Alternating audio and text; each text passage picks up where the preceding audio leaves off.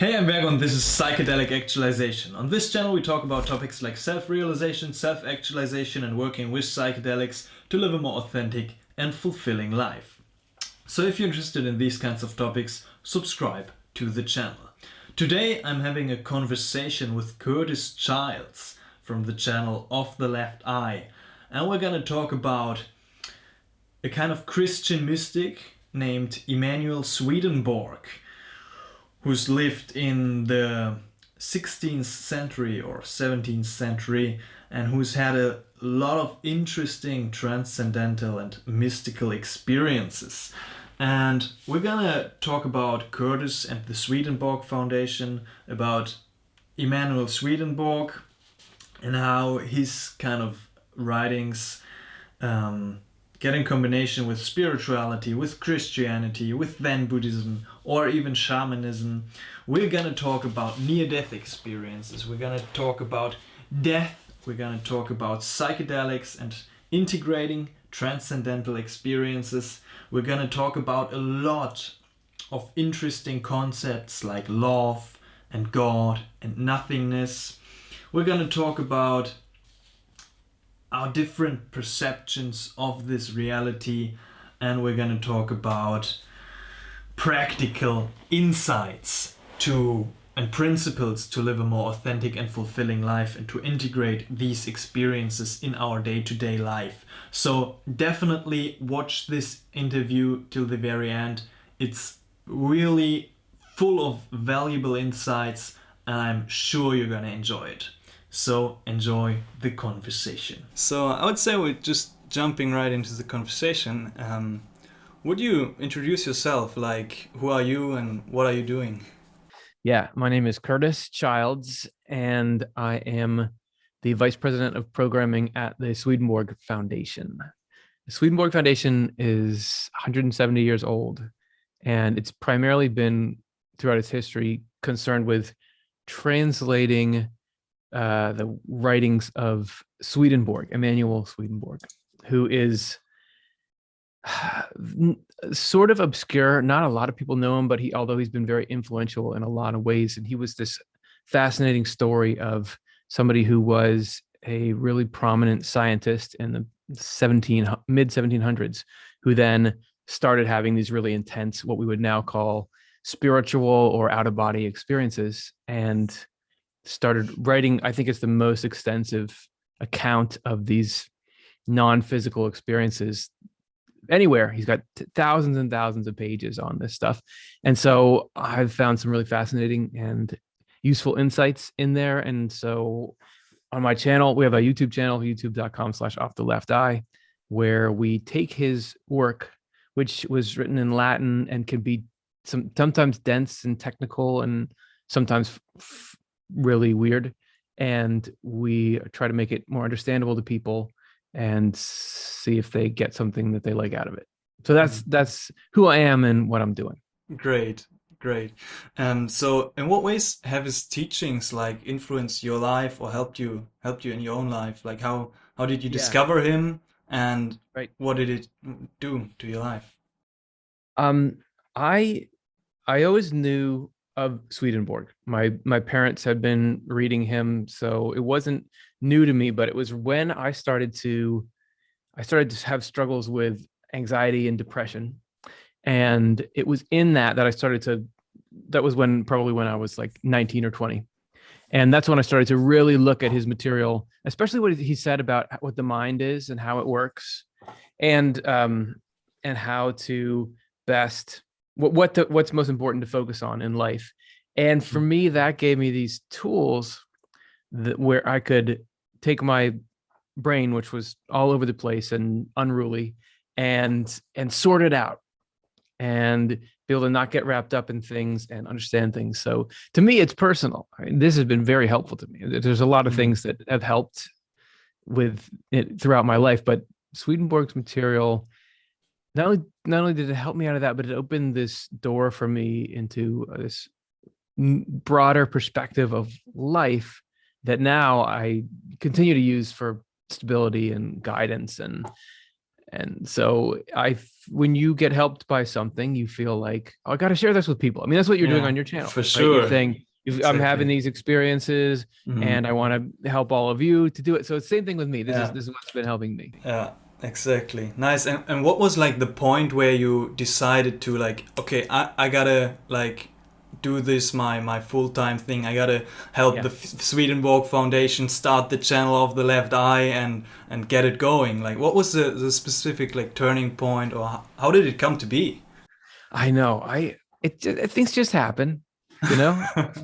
But this one, I definitely wasn't picturing this throughout my life. When I was going to college, I wasn't thinking that I would do work around Swedenborg's material. I liked it then. I thought it was important. But it happened when I actually, before I started this channel, which was way back in 2010, I didn't really know anything about YouTube. I knew that you would go and find, like, there's a video of a cat jumping in a box and they would put that on YouTube, but I didn't know it as a place, or a place that people would talk about really meaningful, substantial things.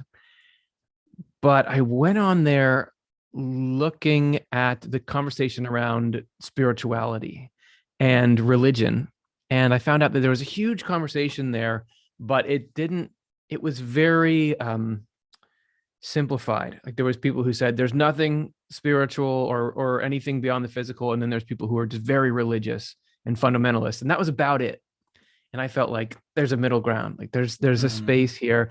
And I noticed that these people would make videos that were not that high production value, and they would have millions of views on them.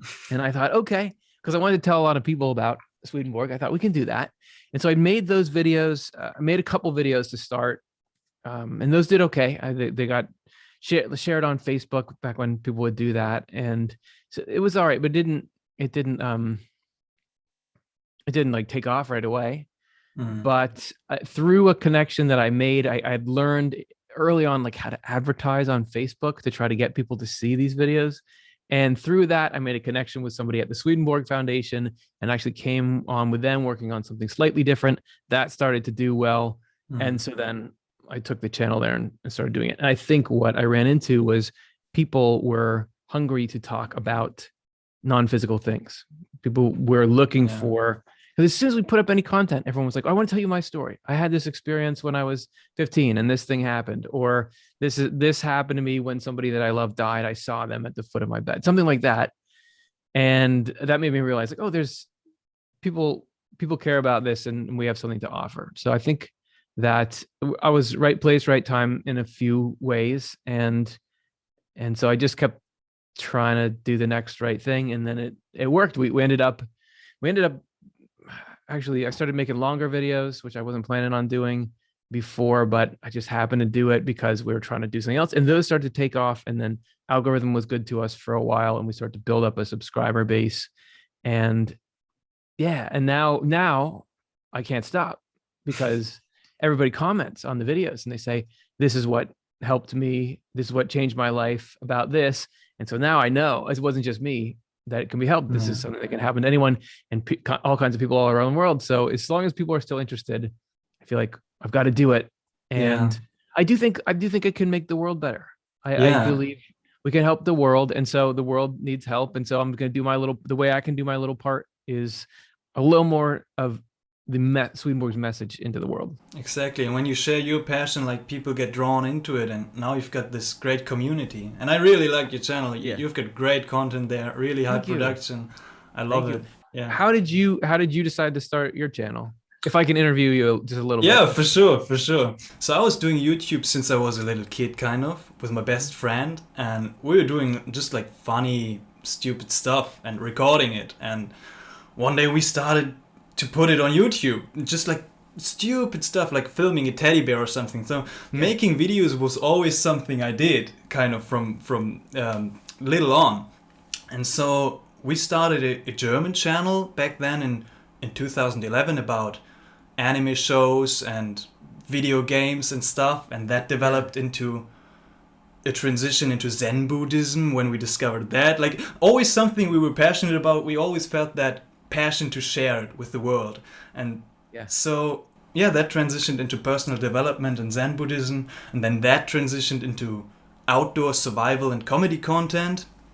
And when I discovered like psychedelics and spirituality for myself, I also shared a little bit about that on that channel, on that German channel. But I felt like deep inside, and my friend was not like okay with it, but he would prefer that I would not share as much about psychedelics on that channel.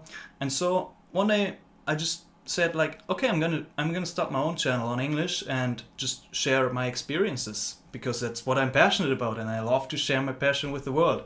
And so I started my English channel, Psychedelic Actualization, and it's going great. Like, I mean, it's resonating with some people, and it's really fulfilling me deep inside. So I love it. Awesome. Yeah, thanks for sharing that. And I used to make videos with my friends too. This was like before there was the internet, so we would just make them on our camera there and show them to each other. But definitely once you start to enjoy thinking about, oh, how could I make a video about this? How could I make a video about that? All these opportunities come up. Yeah, and it's amazing. It's fun too, right? Yeah. So let's get back to Swedenborg. Like, let's start at scratch. Like, he's talking about spiritual concepts, right? And he's a Christian mystic, what he's called, kind of. Yeah. And did he use the word spirituality? Like, how would he define spirituality? Yeah. So everything he wrote is in Latin, so we just have to translate it. So I don't know. He would definitely use the Latin equivalent of the word spiritual.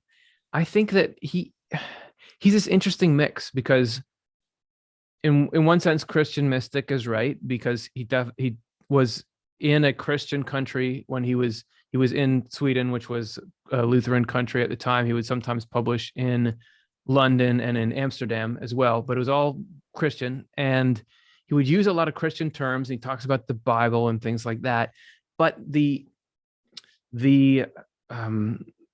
experiences he reports and the theology or the spiritual framework that he made was so different than Christianity at the time that he got put on trial, and it was this big issue because he was saying these things that now we would say today, like people of a lot of different faiths can go to heaven, that heaven and hell are states of mind rather than punishments and rewards in the afterlife.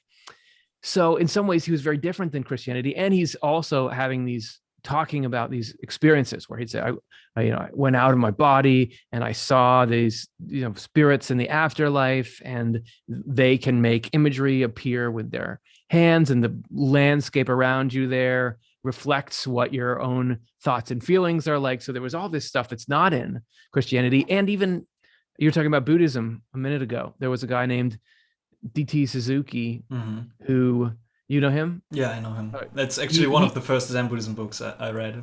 One of his. Yeah. He wrote one called about Swedenborg that was called Buddha of the North. And because he was saying that, there's a lot of Christian language in Swedenborg, but when you get down to the deeper themes that he's talking about, there's a lot of similarity with Eastern traditions. So I think that Swedenborg is a mix of all those things. And I think because people don't know really what category to put him in. And so a lot of people just ignore him. And that's part of why, that's part of why you need people like me to tell you, wait, there's something cool in here. You just got to because people who don't like Christianity will get in there and they'll see him talking with a lot of Christian terminology and say, well, I don't need this, it's Christian.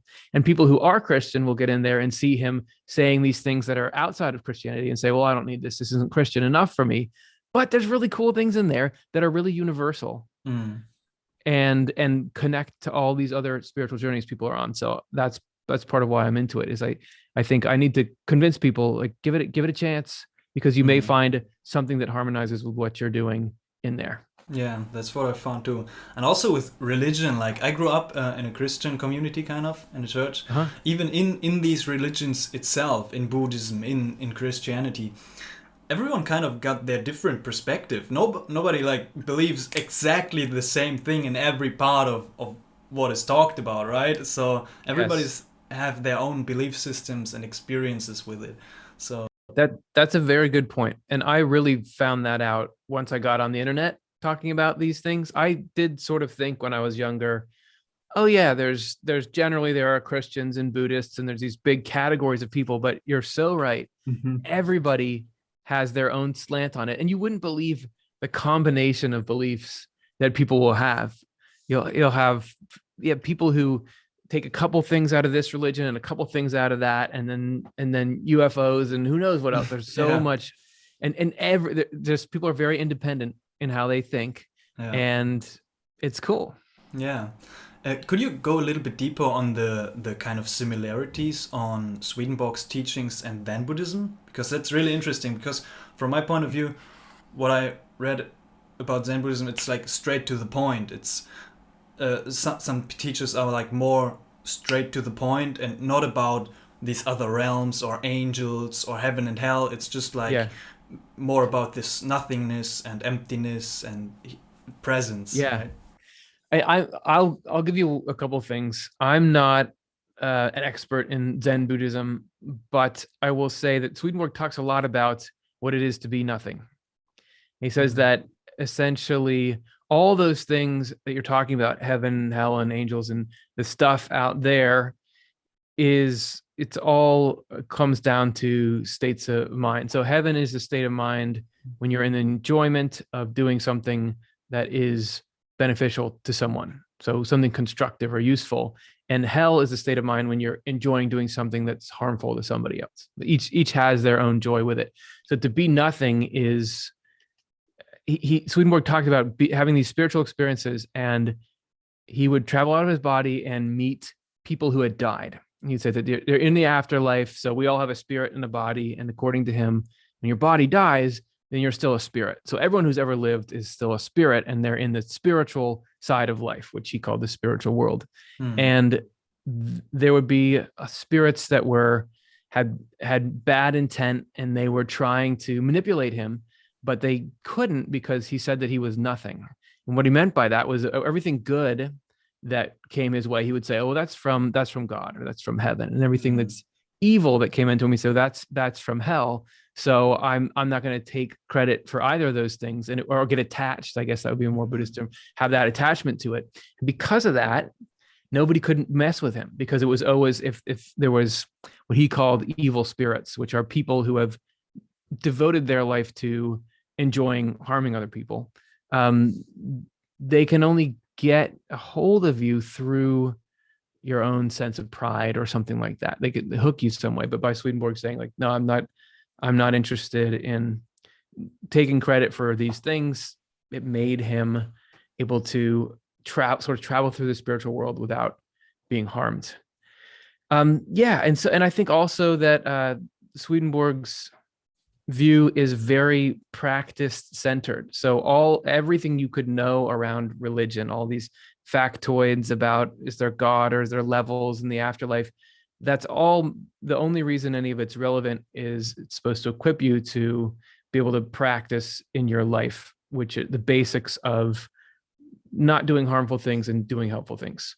And Hmm. that any religion needs to be based around that action, or and around a charitable, loving attitude toward your fellow human beings. That's what it is, and all those other tenets and doctrines need to be serving that, or else it's like a body without a soul. It's not really alive. So while he does have a lot of talk of the way afterlife is structured and things, he's clear that that stuff only matters in how it makes you live your life here. But just simply, you get in Christianity, sometimes they'll say like, oh, it matters if you believe this thing, if you believe that there's Jesus, or you believe that that's what's important. But to him, he was that it doesn't matter what ideas you have, it matters what you enjoy doing, and how you live your life. Hmm. So I think those are probably some similarities, but Yeah. yeah. Yeah, for sure. Yeah, and a lot of what Swedenborg talks about like really resonates with me. Like there's Mhm. something deep inside me that like kind of feels that there's some truth to it, to what he says. I mean, I've never heard of him, but now in the last couple of weeks, I've read a little bit of Heaven and Yeah. Hell and watched a little bit of your videos, and yeah, it kind of really resonates. And there are 2 points that I wanted to go into now that you talked about. I mean, Swedenborg talks about spirits, kind of, and I want to make the connection to shamanism, because in shamanism there's plant spirits. A lot of people talk about plant spirits or animal spirits, and Swedenborg, I found for myself, puts the focus from spirits more on persons. Like he like connects it to humanity and to humans and people as ourselves, and we go then further into these realms of heaven and hell, right? But does he talk about plant spirits at all, or kind of other kind of spirits other than people who have been human or are like in this body, mind, soul complex? Yeah. Everything that exists physically has a spiritual component to it. So he talked about the spiritual world is the world of causes, and the physical world is the world of effects. So something like, let's say, a plant, it couldn't be here unless there was a spiritual cause for it.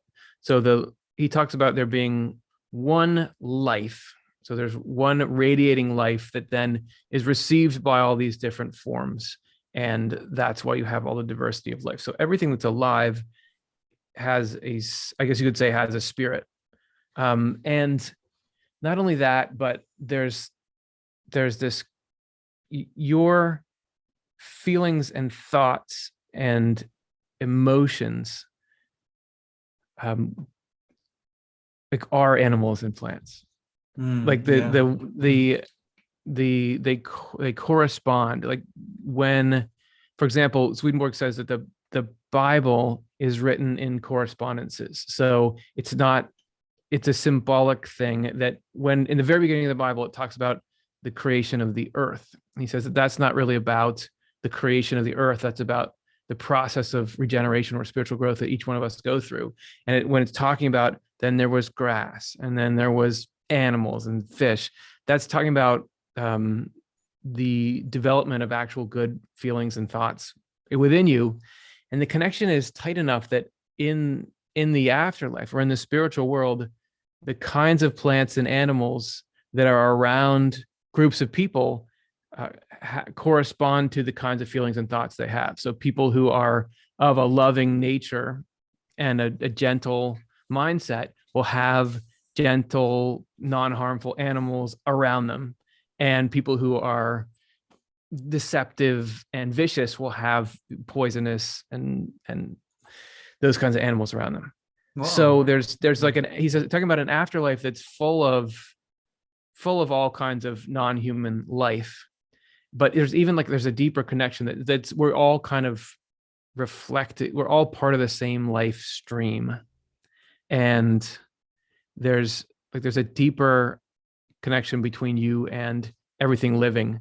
He talks about a tree, for example, as a tree being a correspondence and a picture of this same spiritual growth process. So you could, if you knew how to look at it, you see yourself in that tree, because it's a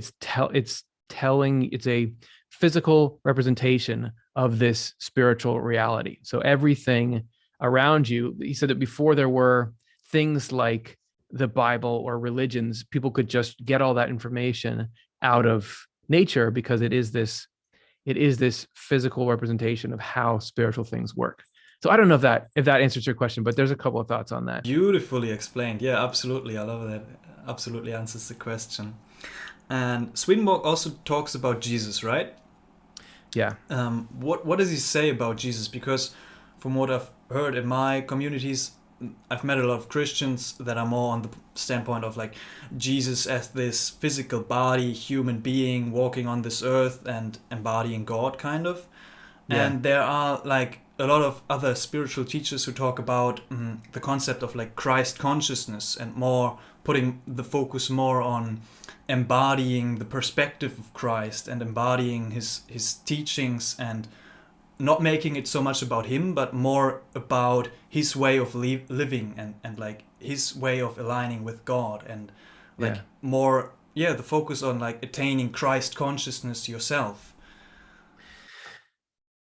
It's both with Swedenborg, and I'll explain what I mean by that. So he does say that there was actually Jesus the person, and that needed to happen because of the way that the physical and spiritual world interact, that there needed to be this time when he says that's God needed to be a person for a little while for all these complex and big reasons. But the Christ consciousness you're talking about is the point. Jesus was making it possible for us to have that Christ consciousness. And there's a lot of Christians that talk about what the second coming of Jesus, like that Jesus is going to come back.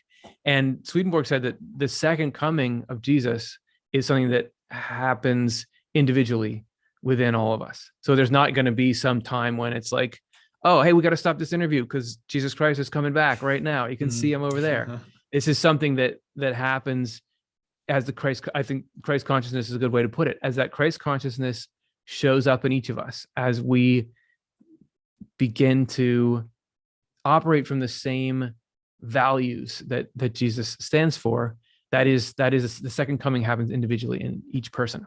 He also has this more expansive definition of what Jesus is too, because he talks to spirits of people who had lived in the world and even out in the universe, right?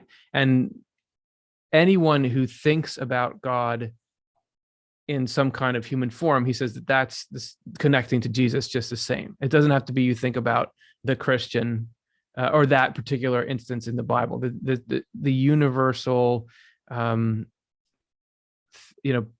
universal experience people have of thinking about a God that they can relate to, that is Jesus, because Jesus is everywhere. And also the name of Jesus in Christianity, there's just all this importance on the name of Jesus. Well, the name has the spiritual meaning of being the quality of someone. If you do something in somebody's name, it's like it's in honor of them, right? In honor of what they stand for.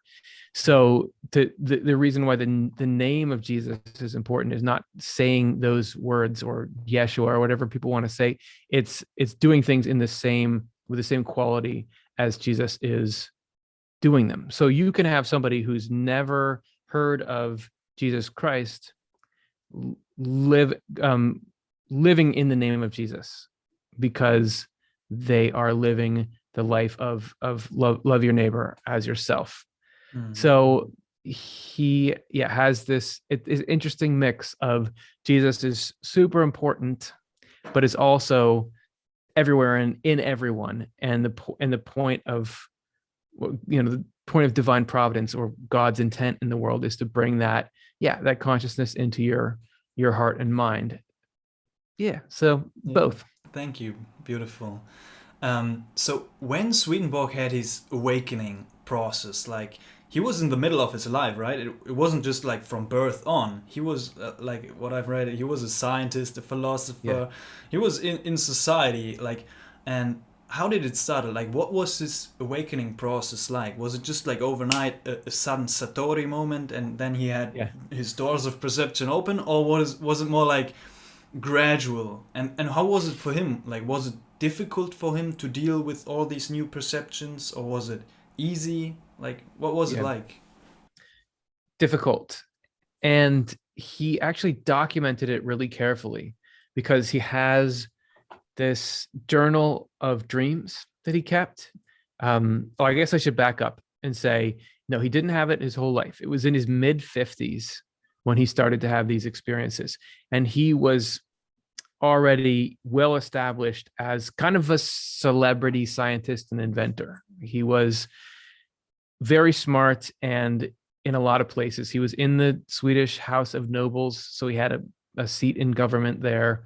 He was an inventor. He was the assessor of mines for Sweden's mining industry, which at the time was a big deal because Sweden was a powerful country and their mining industry was a really important industry. He had invented all kinds of things, like military technology on down to more efficient ways to mine. And he also was a scientist. He made the first scientific journal in Sweden. He wrote this big book on anatomy. It goes on and on. He's doing pretty well for himself, but it was only as this experiences started to happen that he made this huge turn and decided, well, I'm going to start writing about the spirits and things that I see, which of course, well, everybody thought he was crazy. and everybody said, oh well, he went crazy, we don't need to bother with him anymore. But you can see the process of it unfolding in real time with him, because he was keeping this travel journal, and right at the time when he started to have this awakening. So, and the journal's been published. It's called Swedenborg's. Well, there's a couple of different translations, but it's Swedenborg's Journal of Dreams, I think, is the most common translation. And it starts with him just saying, oh, I went to Amsterdam today, I went to London, keeping his travel journal. But then he starts to write his dreams in it. And his dreams start to get more and more intense. And he starts to try to analyze his dreams. This is a long time before there was Sigmund Freud, and this was a thing people did. But he says, well, I think this means this. This seems to symbolize this. And it was full of conflict. And it was really the process of him having to deal with his own ego. Because, as I said, he's really smart and really successful. And so he's full of himself. And there was a recurring black dog in his dreams that kept trying to bite him and harass him. And he said he believes that was a symbol for his pride, and how it was trying to ruin his ability to be spiritual. And the dreams started to get more and more intense. And it started to go from just being dreams into having these, what he called experiences in states of full wakefulness. So this would be outside of the dream world, in the regular waking consciousness that you and I have. And he had a couple of experiences where he first began to see spirits, but also have them see him. And there's an account of the first time a spirit says something to him, and it was all very shocking to him. He was shocked to learn how influential the spiritual world is on your consciousness day to day. He was surprised at the difference in the reality of what he found there as compared to the Christianity he had been raised with. And also, it was a major shock to his career system, that he had to go from being somebody who was successfully publishing on a lot of established things to completely setting out in a new direction, and one in which not a lot of people were going to follow him in. I think the biggest shock for him, though, was his own process of having to do spiritual growth. So to go from being self-centered and full of pride in his own intelligence to being the Christ consciousness, where you don't enjoy. I talked about in the very beginning about heaven and hell. Heaven being the state of enjoying doing something helpful for people. Hell being the state of enjoying harming people. So he had to transition into, instead of enjoying above all his own reputation and his own accomplishments and what that got him, to instead enjoying trying to put this thing into the world that he felt like would be helpful for people, and trying to get them to understand life and their creator and everything. And he had to battle that pride through a series of what he called spiritual crises, which he says all of us go through in our lives at different times. We just don't realize it's the spiritual world making us feel like that. We just think, oh, what's going on with me? And so, yeah, it was tough, and it stayed tough, but it got more even, because he got to the point, like I said, where that whole being nothing, and he had this rock solid understanding of how things was. It got to the point where even if there was all this turmoil and there were spiritual attacks coming at him, there was physical attacks, not like with a stick or something, but people were trying to destroy his reputation and his career and to put him in jail and that kind of thing. He at some point developed this pretty strong confidence that everything was going to turn out all right, and so he didn't seem to be ruffled by it anymore. After he had that journal of dreams, which only went on for, I think, a few months, he then kept what's called his journal of spiritual experiences, which was he had three decades of these spiritual experiences, and it was every day he was having these experiences, and he wrote all that down in his journal of spiritual experiences. And there you can see, he doesn't let on as much of what was going on for him, how it made him feel and things. He's more just reporting, but you can get a little sense of the journey he was on. And yeah, I think it was intense, but it was an answer to a question he had been asking, because when he was studying the human body and the way that it worked, he was looking by the end of it for the seat of the soul. Like, where's the soul in the body? And he was trying to figure out in all these different disciplines, how does it all connect and what does it mean? And I think he got just a way more intense answer to that question than he was ever expecting. Yeah. Yeah, that's good that he like kept a journal and kept his like scientific approach to it, to the spiritual world, because there are many like traps and dangers we can fall into, and that I've noticed that for myself too on the spiritual path. Yeah.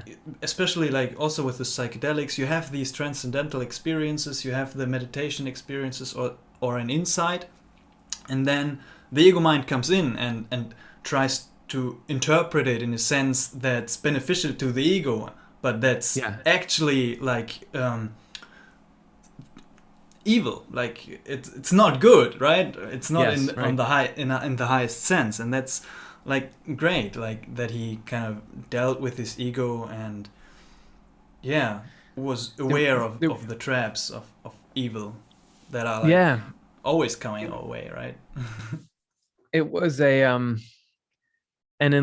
think it was an Enlightenment era thing they were really into empiricism, like don't just speculate it, go out and look and see. And I think he tried to point out in his books, he said in the beginning of his first book, spiritual book, he said, I know that people are going to think that you can't really talk to spirits and angels, and I'm just doing this to gain fame, or that I'm out of my mind, but I'm not worried about that, because I have seen, I have heard, I have felt that I've really done this. It's really here. And he would use that as a way to back up the things that he was telling people, to say, look, I've seen this for myself.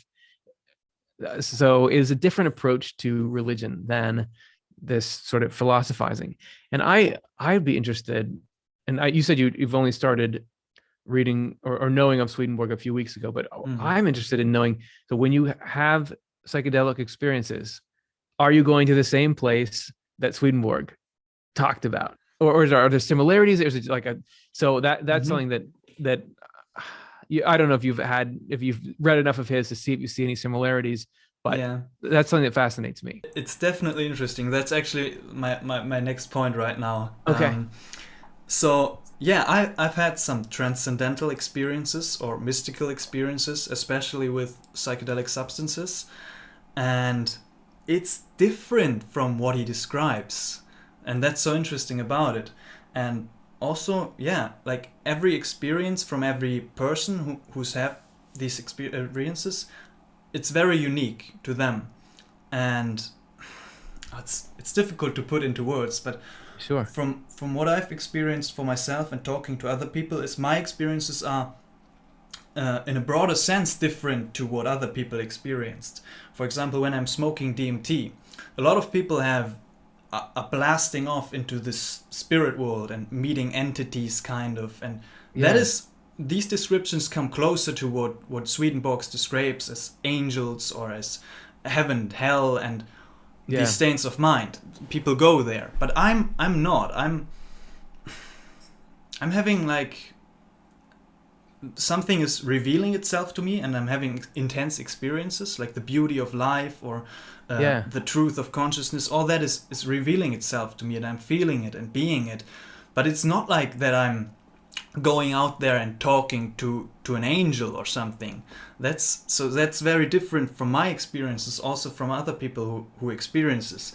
And that's what I wanted to ask you, like why do you think are some people more open to this kind of perception? Because I also got like friends who are not doing psychedelics, and they are very aware and very sensitive to the spirit world, and they feel that there's an old spirit in this room, or there's a dark spirit in the forest and something, and I'm like, I'm not aware of that at all. It's not in my perception, it's not in my reality. I'm not even starting to think of it.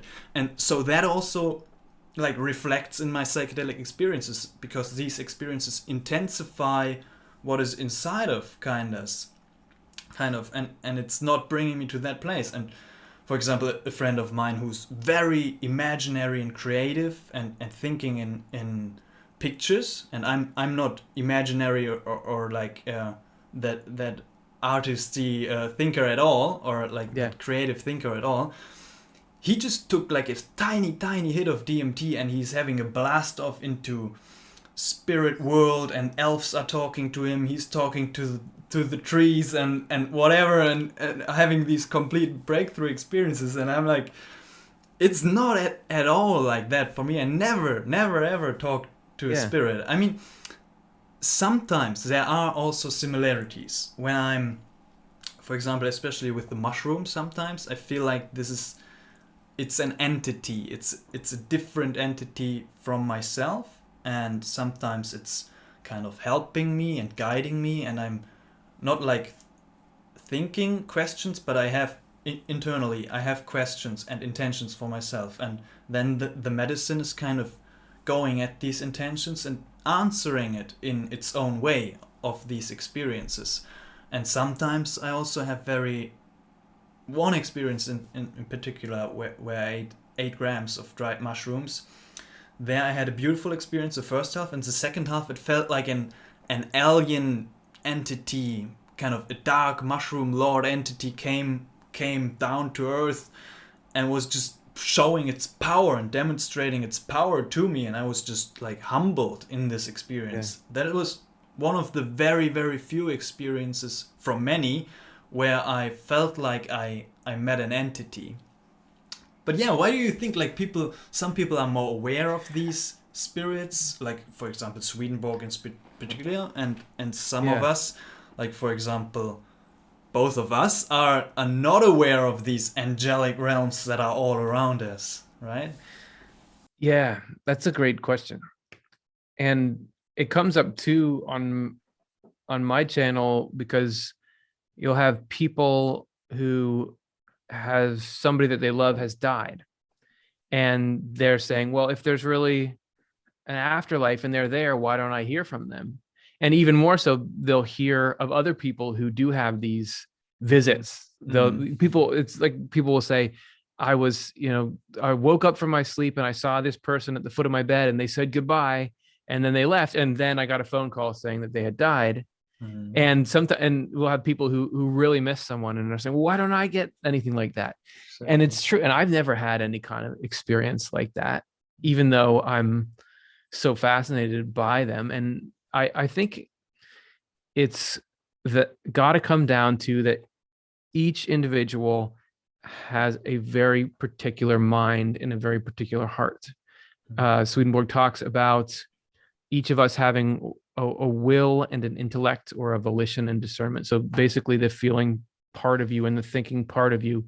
No two people have ever been the same in that, or ever will be. And so everybody processes the inflow of things differently. So like, for example, everything that comes into you shows up based on what kind of receiving vessel you are. He talks about dreams. He says that in dreams, your dreams can be influenced by conversations in the spiritual world around you. So he says that he would be having a dream that had a particular set of circumstances and people he knew and everything. And he would wake up and he would talk to some spirits or angels that he could see around him. And they were said, oh, we were having a conversation about that, and that's why you had the dream. But it wasn't that he had a conversation about exactly what they were talking about. He had a dream, or he had a dream about the things in his mind that were most related to the subjects that they were talking about. So, for example, the example that he gave is there was a conversation that some spirits were having about a superficial mindset, people who are superficial. And so in his dream, somebody who he believed was superficial was in his dream and doing that. So a different person would have a totally different dream based on that inflow. So it could be that you're talking about, so you and somebody else are both going to take the same substance, but have these very different trips because you're structured differently. I have had to, my influence or my interest in Swedenborg's material and where it's worked for me is I pick out what he says about the spiritual world and then apply it to the things I can observe in myself, like my own thought patterns and feelings. So that's where it's been powerful to me, is he'll talk about things like, yeah, there's angels and demons. He believes that those are all people who had once been people. It's just about whether you're in the mindset of heaven or the mindset of hell. But he'll say that there's these angels and these demons, and this is how they operate on you. And I've never had the kind of experience you were talking about that your friends have. Like there's a spirit in this room. I don't know. I'm just like nothing there on that. But for me too, right? Yeah. But all the time when I especially when I started to get depressed and anxious and I have all these negative thoughts and they were acting in these ways, and I would sometimes just stop and say, why would my own brain do this to me? To be able to hear Swedenborg's explanation of this is how heaven works on you, this is how hell works on you, this is this behind the scenes of what makes consciousness. If I take that and then apply it to my own thoughts and sort it, oh, this is coming from this, I don't have to worry about that. It worked. I feel much better than I did before. And this is getting me out of this loop that I couldn't think my way out of. I just apply this one principle that like I am nothing or something like that, and I'm out. So that's the confirmation for me. I've never had, I can't know if Swedenborg really went and saw those spirits or if that's how it works. I do think there are plenty of people who do have those experiences. It seems like it's pretty widespread. And the more that I talk about this stuff online, the more people will talk about their experiences. But for me, I've had to map it out in the day-to-day stuff, which is probably good for me being the host of a channel, because I just have to, because not everybody's had those experiences. And so I have to just understand it in a way that I can explain it to those people. The reason why some people are open and others aren't has something to do with this spiritual senses.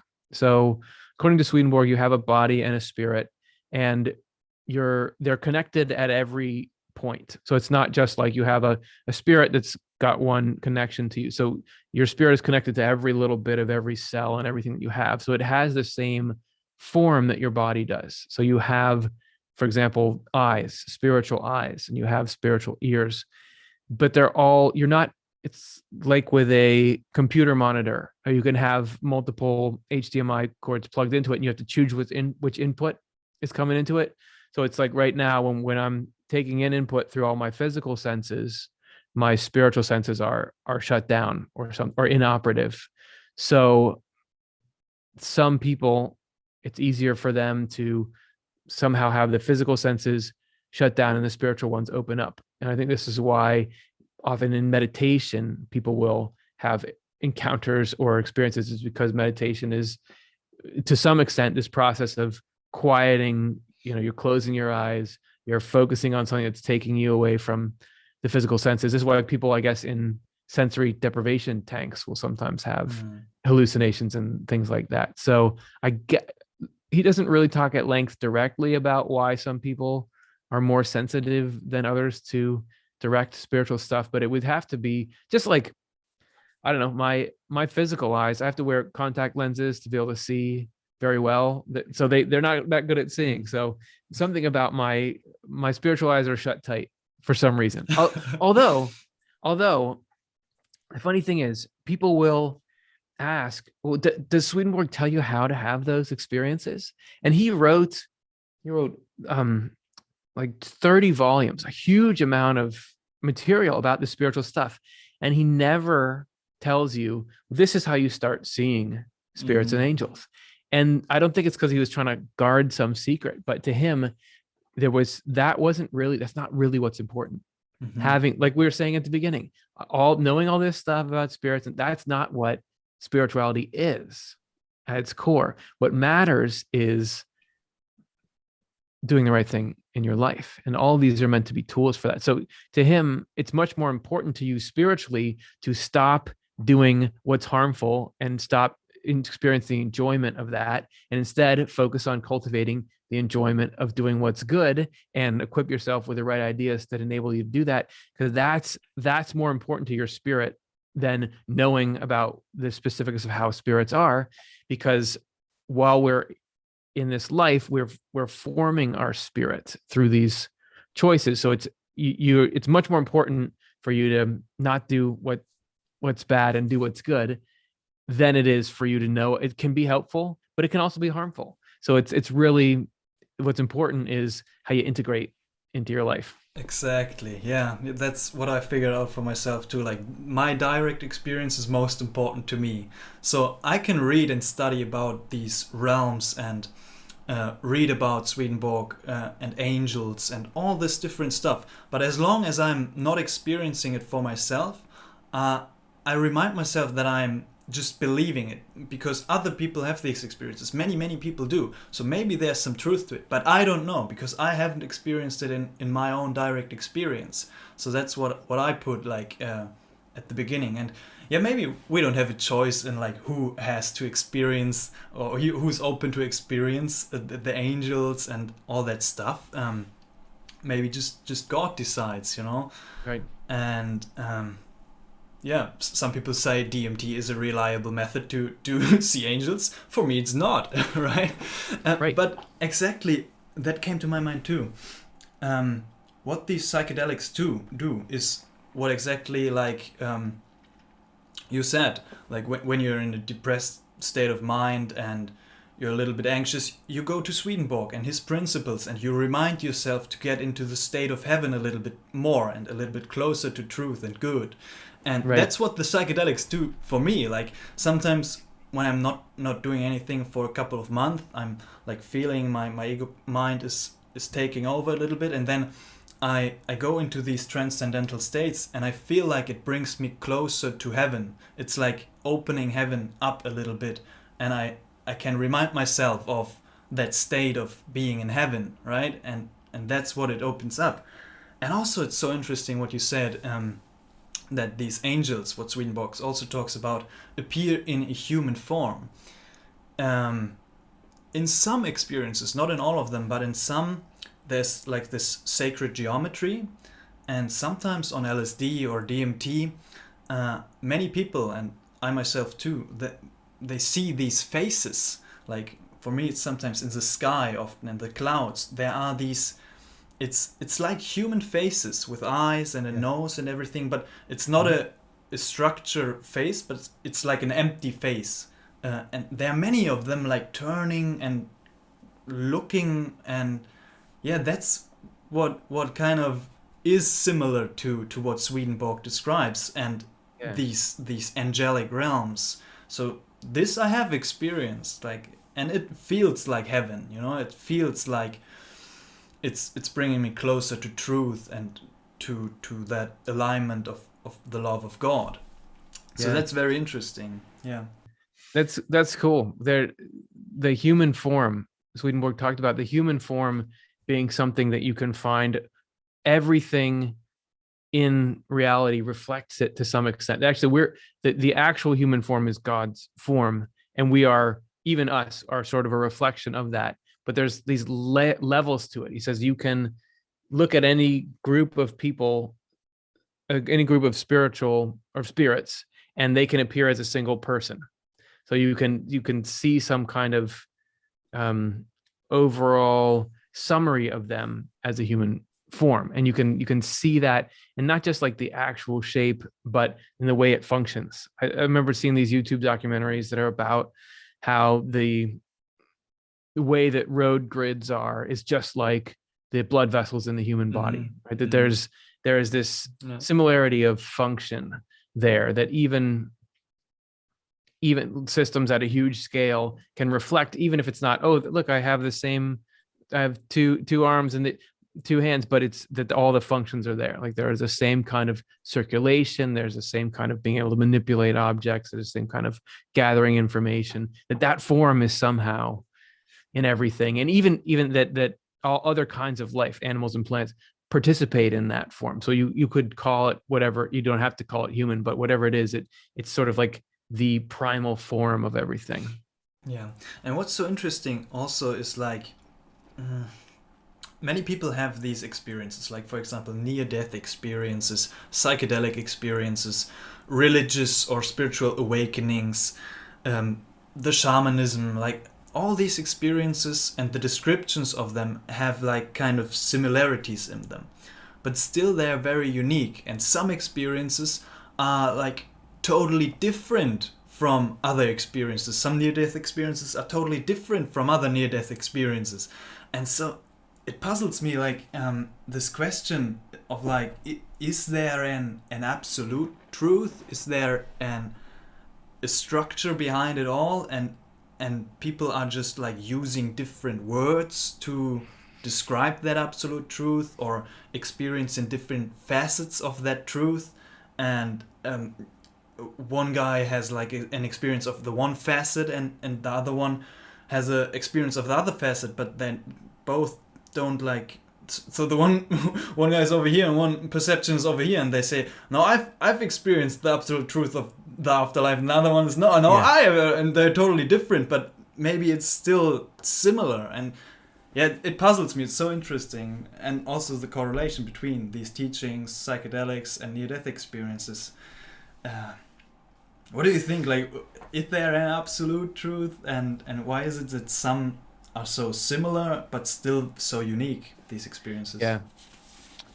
I think there probably is, this is just speculating a bit, but I think there's probably is some absolute truth, but it's not something that I could understand directly.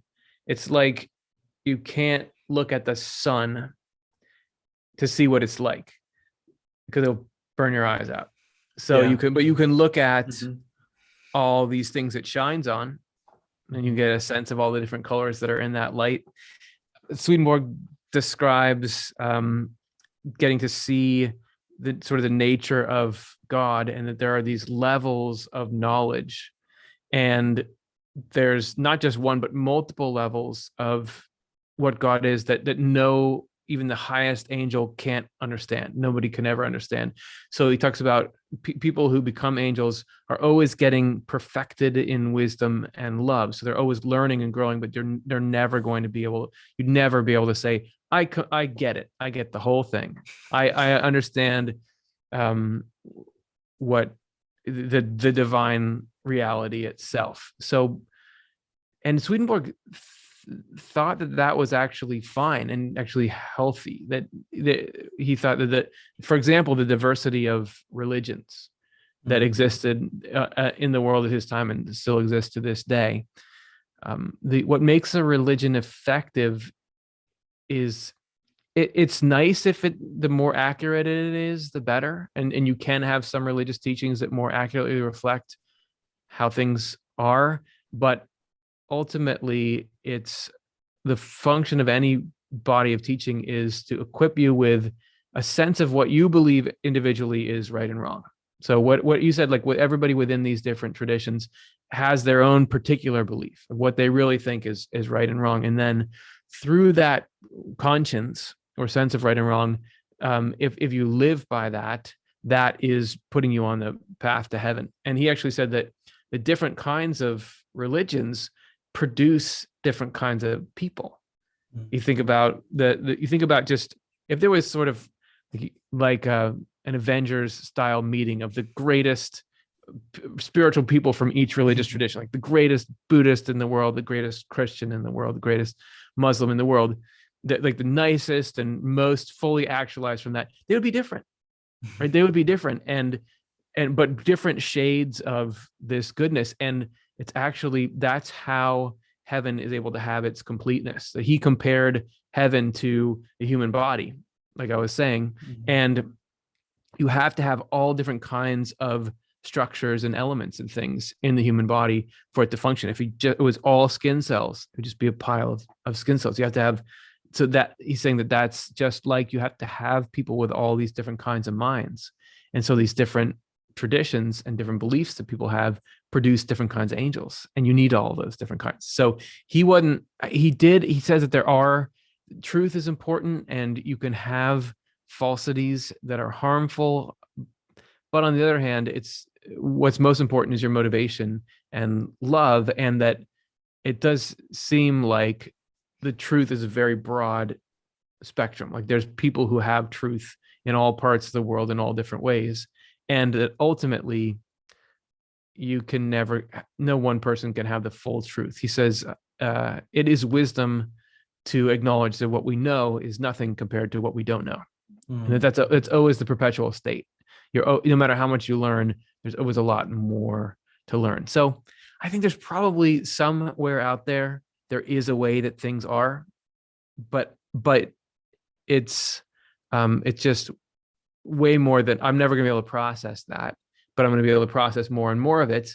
maybe, with people experiencing these different parts of it all around together, we get a more full picture of what that reality is. I think there's always, God is infinite, so there's infinity to learn about it. Yes. Yeah, so, which is good. That'd be boring if we're like, oh, we did it all, we figured it all out. But there's no ratio there, so you can continue to grow and understand more and more forever. And actually, that's part of the joy of what life is this continuing quest to improve and change. Yeah, I like the idea of like liberation, of like absolute freedom and peace. It's so nice, but we have to let go of everything to be there. But that's a topic for another talk. Swedenborg had near-death experiences, right? Or did he have one or many? And were these near-death experiences similar? Like, how does he describe them, and what does he say about death and the afterlife? Yeah, he had a wide variety of experiences, and he had them pretty much constantly from his mid-50s until his 80s when he died. So after he went through this transition, and he would have, I think, a whole range of now what we would now call near-death experiences, and then out-of-body experiences, and then spiritually transformative experiences and astral projection, everything like that. So there'd be times when he would be sort of in an augmented reality, like he'd be writing in his study, but he could also see like a flame of light that would turn different colors based on whether what he was writing was true or not. So something that's happening is in there. But then he could also be writing and hear spirits commenting on what he was writing. So there would be auditory. But then there's other times when he could be in, like, at a party with people, but also see spirits at the same time. So he could actually see both worlds simultaneously. There's other times when he'll talk about, hey, I was meditating on the topic of the nature of the soul in the morning, and some angels came to me and said, hey, do you want to learn more about that? And I said, yes. So then I went out of my body into the spirit, and he would just be in a spiritual realm where he didn't even know that his body was back in the room where it was. He says that a couple of times he was shown a few other sorts of experiences. One where he says that he was walking through a city, like in the physical world, and he went into a spiritual experience where his consciousness was in the spiritual world. And when he came back, his body was on the other side of the city. Like it had kept walking sort of on autopilot or something while he was out of it. He said he only had that once or twice, but it was all of the above and in different kinds of combination every day, it seems like. In his journal of spiritual experiences, he describes that. He did have one experience which is closer to the classic near-death experience. It wasn't in physical danger, but he said he was shown what the dying process is like. And then he describes something which is not exactly, but it's similar enough to near-death experiences that Raymond Moody, who made up the term near-death experience in his first book about near-death experiences, wrote like 6 pages on Swedenborg and the similarities between what Swedenborg wrote a couple hundred years ago and modern things. So it seemed like he was having all the kinds of experiences and got to the point where he could pretty much have them at will. And as you mentioned a while back, he was really good at cataloging things, and he's really sharp and good at organizing things from his previous vocation. So he was able to really methodically and in an organized way write down everything that he learned and develop this structure out of it. So it's not just, here's all my experiences, it's here's what has been pulled out of them, and here are the enduring principles of how the spiritual side of reality works. Yeah, nice. Yeah, because death is something that was at the beginning of my spiritual journey just like at the side of things, and I was just like, yeah, oh nice, okay. When I first got into it, I understand, I'm not afraid of death anymore, and it's like, okay, and I'm fine with dying right now because I was sometimes in a state where I was so fulfilled. And then when I continued my journey to go deeper with the psychedelics, with my spirituality, death was coming up more and more. And one experience in particular in Peru a couple of months ago, I was on a 14-day ayahuasca retreat. I had 8 ceremonies in 14 days, and ceremony 7 really touched me, and it was like my first encounter with death. I would even describe it as a near-death experience, but introduced and induced through ayahuasca. And it shocked me. It shook me to the core of my being. It made me realize, and it made me aware of my fear of death, that I was not ready to fully let go. I was not ready. I mean, I did a pretty good job of letting go and surrendering, but I was face to face with the fact that I'm dying right now without even being conscious or aware of that I'm in an ayahuasca ceremony right now. It was just the fact, the truth that I was dying right now, and I was like, okay, now's the time to let go into it. And it was difficult. It was so difficult for me. I mean, some people describe it as smooth, the transition into this other realm, and yeah, it was interesting. It's a long story. I'll make a trip report video about it, but yeah, I had like, sometimes I had glimpses where this terror and this fear of letting go turned into enjoyment, and that's when I kind of peeked into the other realm a little bit, but then it turned back again, and I was just like, I don't want to die right now. And it got to the point where I was fainting. I felt like I was fainting, and that was the point where I couldn't fully let go. I was like, I can experience everything right now. I can experience death, but I want to be aware of it. and I couldn't. It was shocking and very, I would even say traumatizing for me, but in a good way, because now I'm more aware of my fear of death, which kind of feels bad in the first sense, but it's very good and very necessary for my spiritual journey, because that's what is a big part of it, is dealing with death and overcoming the fear of death.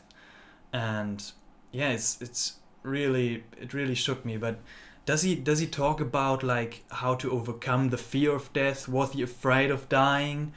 And yeah, that would be interesting. Well, thanks for sharing that story. I look forward to the video that you make about it. Swedenborg did not seem to be afraid of dying by the end. He, by a couple of written accounts from people who were around him, I think he was renting a space from someone. So from his landlord and then from a friend of his, he seemed to know when he was going to die. There was somebody who wrote him a letter that said, hey, will you meet with me on this date in this month? And he wrote back, and they had the letter where he said, no, I can't, I'll be dead by then. Oh, wow. So and there was and the landlord also wrote that Swedenborg told him he was going to die, and then as he was in bed, and as it got closer, he asked him, what time is it? And he said, this is the time. He said, okay, good, I can go now. And so it was done. And according to Swedenborg, the transition between this life and the life to come is supposed to be peaceful. Mm-hmm. In the original, like how things should be, it was that there was really a much closer harmony of the physical and spiritual worlds. So things like after death communications were regular and routine. People had this direct experience. There wouldn't need to be religious or even substance induced connections. Like you could, that happened all the time. Like you would get direct through dreams, but also just through waking experiences. Everyone would know, oh yeah, there's an afterlife, and this is what it's like. And you could see people, and that it was the original divine design is that people would die at the end of full lives and in ways that were non-traumatic and non-violent.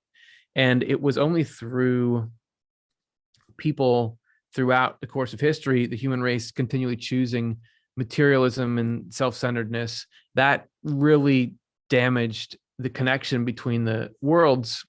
And that's gotten it to the point where so many things are not as pristine as they should be, but including the experience of dying and our feelings around it. Mm. So to him, he wasn't worried about it. I like being a little bit worried about it, in that I didn't, like, in principle. Oh yeah, I do actually believe, even though I haven't had these overt experiences like Swedenborg did, I really think that consciousness survives death, because of Mm. so many people are reporting it. I just feel it, that is there. But like last year, I was having some health problems, and I started to feel like, am I going to die from this? And I Mm. was very upset by that. And well, one reason is I have a daughter and a wife, and I was like, I don't want to do that to them. Yeah. And there's also like, I like a lot of things that I'm doing. So there's a sense of like, hey, there's stuff to do here. And this is kind of getting back to the, oh yeah, there's spirits and angels. And yeah, there's a whole spiritual world. But dying and going there, then what's important is what's right here. So I think that I think some people are plagued by a fear of death. Like it causes a lot of pain, and it's encroaching on them. And I do think that a lot of people find solace in the accounts of near-death experiences. The actual event itself can be. There was a paramedic that I interviewed once on our channel. So he was somebody who had been in ambulances, and he would go and be the first person who arrived when there was some horrific accident and people were, near death. And he said that from his experience with thousands and thousands of people, not thousands, there's probably too many, hundreds of people, it always one of two things happened when somebody has like a really major injury, like, the steering wheel through their chest or something like that, is what he said. So really major injury, either they don't remember it, or they had some kind of spiritual experience while they were having it. But this was, he called it the hurricane theory, because he says when there's a major accident, the actual person who has it is kind of like in the eye of the hurricane. They had some spiritual experience or something. It's the people that love them and care about them that really get nailed by it. And I think it's probably the same with death as well. So yeah, I am not scared of death in some ways, but I definitely am scared to die right now, because we got people care about us. We're doing things, right? Exactly. So I think those two, it can be good. You don't want to get too detached from usefulness. I mean, we talked before about what's the point of spirituality? Being useful. So doing something positive for the world is the core of everything spiritual. So for for me to, if I died right now, well, it would be in Providence. I mean, okay, I would put up with it, but I've got a mission. I want to keep doing that, and I want to work as hard as I can to try to get that done. So it's definitely something, I've had people that I loved in my past that have died, and it's terrible. It like rips you apart. And I still don't like that death happens. I don't like the sadness of it, and the loss and the strangeness of it. But I do take some comfort in the idea that it's not supposed to be as abrupt and final as it is now. It should be more like, oh, somebody's gone away, but you can still see them once in a while. So hopefully we get back there. And maybe all these people that you're talking about that have these experiences, maybe that's part of the human race starting to like open back up to that. Yeah, that's the ultimate attachments, the deep attachments, our family, our loved ones, our life purpose that we kind of created or feel like we have to fulfill in this life. It's to let go of all of that, to be ready to die right now is it's a difficult task. It's a practice. But I for me personally, I wanna get to this point where I can still enjoy this life and being here now, as I'm doing right now. And enjoy the connections with my loved ones, and enjoy the fulfillment of my vision and my life purpose, but still be ready to go anytime, like be so kind of detached from it. But I'm not there yet, definitely not. Yeah.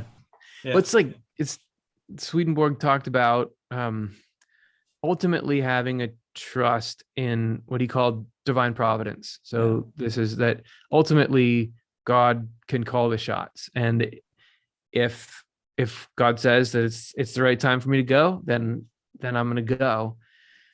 But at the same time, you can still be trying for things. So for example, Swedenborg with his books, when he would write them and publish them, Yeah. He was really trying to get people to see him.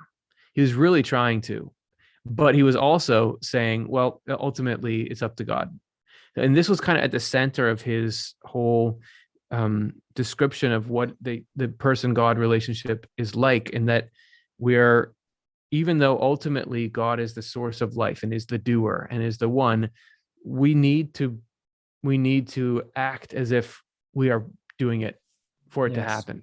So you can't just, okay, well, I'm just going to sit here and wait for God to move my hands and go do things. That there's something about this, and we're actually sort of doing a series, or getting ready for a series on this right now on our channel, of there's almost paradox of really try hard, go try to do things, but then let go of the results. Like, you can be attached to the process, Exactly. but not the results, you know? Yes, exactly. There was one time I remember I had a really smooth transition into death, or where one experience where I died, and it was just soft and beautiful. It was with 5-MeO DMT, a Bufo Alvarius experience, my first one.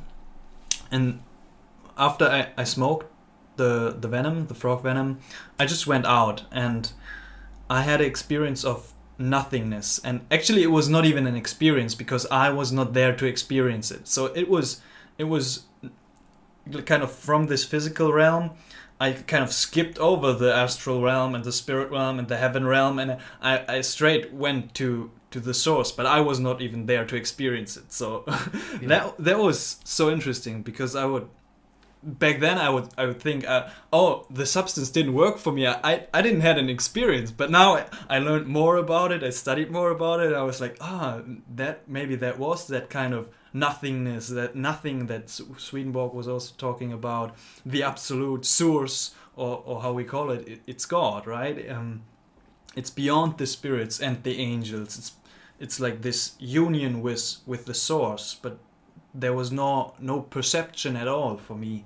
So yeah, and we talked about it at the beginning, right? That Swedenborg was talking about that state of complete detachment, of like this nothingness. Did he had these experiences of like being in union with God, being in union with the oneness, where there was no differences at all between anything? Swedenborg talked about there are times when angels, people who are in afterlife and have got their mind pretty opened, can have the experience where they can't tell that they're not God for a little while. That God is so coming through them that they don't feel any of themselves. So, or actually, they feel like they are God, but then they come back out of it. And that's part of the divine intent, is to allow us to want to give us everything that is his, so we can even gain those states. And the Swedenborg's, his nothingness, well, that was a lot of the stuff. When he describes it, he'll say, I don't really have good words for this, because it's ineffable and you can't really describe it physically. But the core of his nothingness was like a non-attachment. So even though he would still be aware of things, he didn't try to insert himself into them. So much so that spirits could tell there was something different about him, like the way that he was almost like moving through things. And as far as I'm certain that there are times when he'll do it. Funny thing is, he describes things so academically that things that are really potent emotionally, he'll give you hints that it is, but he won't describe it in too much detail. And we have a video called What Heaven Feels Like, where he does describe, he says, it's just felt like all of my nerves were bundles of joy, and that's all there was. He'll talk about angels who are taken up into or any spirit who is taken up into this state where they're so overflowing with joy that they feel like they couldn't stand anymore, and actually couldn't stand anymore if they had anymore, until they grow and stuff. So there's certainly instances of that, but he seemed to indicate that that's not you don't do that as a permanent state. Like, you experience that, but there's always this will of the divine to give you this gift of a sense of separateness, so that that's how you can be given happiness and how people can interact with each other. That he says that the highest angels more and more realize that they are gods. They're not like they belong to God. They don't belong to themselves, and simultaneously have a more of a sense of their identity than anyone else does. That there's somehow this is that they don't think they're anything of themselves, and yet they're really clearly can feel themselves as a distinct creation. So who knows what exactly that feels like, but it's something he described. That's beautiful. Does Swedenborg talk about love? I love the word love, and to contemplate about it and feel it and have experiences into the nature of love. Like, what is his definition of love, especially like the divine love, and how does he describe it? So he has a book that's called Divine Love and Wisdom, and he starts it by saying, love is our life. People, and he goes into this little essay where he says, people like to talk about love. How often is that word on our lips? We say, I love this person, or these people love each other. But does anyone know what that really means? And he goes on to say that love is actually what makes us who we are. Love is our life. What we love above all constitutes the essence of our soul. He has a lot to say about love. So in one regard, love is the underlying essence of everything. He talks about divine love and divine wisdom being divine love is primary substance, and divine wisdom is the form that substance takes. So essentially everything is made out of the divine love. So we're talking about it in sort of a philosophical sense like that. But then he says that once it gets down to closer to the levels that we can understand, the emotions that we feel and label as love are a direct contact with that love. And he talks about the nature of divine love. He says divine love, the essence of divine love is to want to give everything that is yours to someone else. He describes at one point feeling the joy of someone else as joy in yourself. That is loving. He also uses the same word, love, for what we would call evil things. He says that you can love good things or you can love evil things. So he says that the opposite of that divine love is a love of ruling or control from a love of self. So the opposite of wanting to give everything you have to someone is a desire to control and have everyone give what's theirs to you. And so that is sort of the arch nemesis of God inside each one of us. Yeah. So so he'll talk about like, you can have a love for what's good and a love for what's evil. And that's why everything has its own pleasure with it. Anything you love has a pleasure with it. So just like it feels so good to help this old lady across the street and know you made her happy, it's also can feel good to bully somebody when you're a kid, right? Because it makes you feel cool. So there's a joy that comes with everything. And so it's really about choosing, although he'll say that evil loves are really sort of a counterfeit of actual love, that actual love only comes from God and is a love that is not for any particular subset of people, but is for all people and for what is right and good and true. So love is, and ultimately love is what makes us who we are rather than our intellect. So you can learn a lot of things, but unless, we were saying before with religion, unless those things change what you enjoy and change what you intend and do, then ultimately, eventually, you'll get rid of that stuff. He says once you're in the spiritual state, when you've shed your body, whatever's in your mind that doesn't agree with what you love, you kick out of there. So this is how you get this division into what he calls angels and what he calls evil spirits. So if you have selfless, pure love for people as the most important thing for you, eventually that puts to the side everything that was in your mind that's kind of self-centered. And if you instead have made the focus of your life joy that is harming other people, but you just like it, so you're going to do it anyway, that pushes aside everything that's true in your mind. So ultimately what you love is what determines the state of your spirit. So it's important. Yeah, Swedenborg could talk forever about love, and he sort of does. Like it's all over all of his books. So if It's you all like about music, love.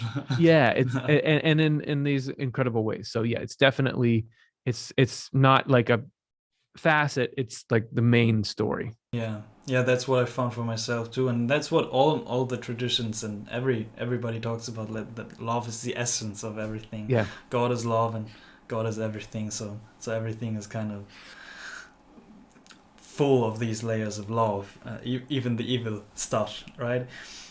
So yeah, when we talk about these spiritual and mystical experiences, sometimes they feel so real. And the psychedelic experiences in the psychedelic community, people say that what they've experienced feels more real than this physical realm, right?